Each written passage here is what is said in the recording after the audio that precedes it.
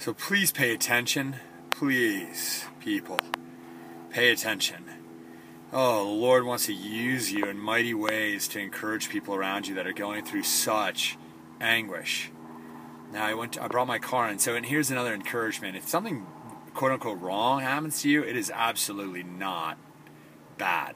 It's absolutely going to be used by God for His glory and your greater good as you pursue Him and love Him. My car has had some issues, and I brought it in and got it done, and it took a long time, more time than I thought it would. But in the process, I overheard a woman talking about her being on bed rest. And when I hear people who are sick in any way, the Lord in me just rises up. The Holy Spirit rises up to pray for healing. And so 3 people I met today. One was the guy behind the counter, Gary, who's, I found out his son Jonah is got special needs, and they forced him to go to public school. Even he's a God-fearing man. He literally said to me, Chip, and I've been praying about this. It was an encouragement to me because I can't remember what I said to spark the question of whether or not he was a believer. And he's like, oh, I'm a God-loving man. My family and I are God-loving, God-fearing.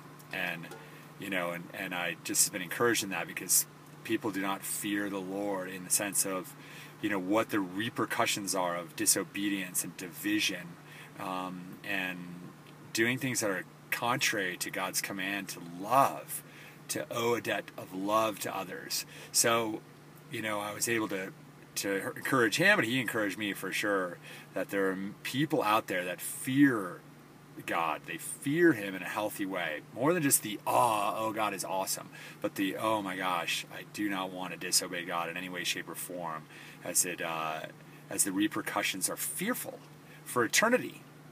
Anyway, that's a kind of a different subject, but so then I met this guy, and I'm sitting, and he's friendly and talkative in ways, and I asked him about his life, and he told me some things, and then I asked him further, and you can tell when people are somewhat open to things or not, and he was happy to share about him and had no desire to know anything about me, which is fine. I really, it doesn't matter, but it shows people's hearts in ways, and then I'm sitting there, and the Lord is pressing me, and I'm like, what, Lord? Give me a word about this guy. And God wouldn't. He just said, I'm just being much more peaceful and patient in this situation, where I know the Lord wants me to talk to somebody, but what is it? And I just wait. And he's like, no, I'm not going to give you a word right now. And so then maybe 15 minutes later, he's like, okay, now I'm ready. And he's like, just tell him that I love him, that Jesus keeps on pressing on me.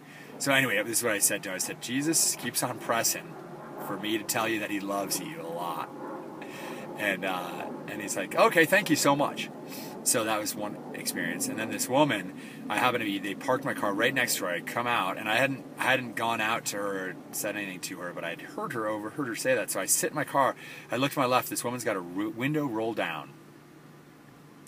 And I speak over to her, and I say, excuse me, I'm sorry to interrupt you, bother you in any way, but, I overheard you saying you were on bed rest, and can I pray for you? And she looks at me and then starts to cry.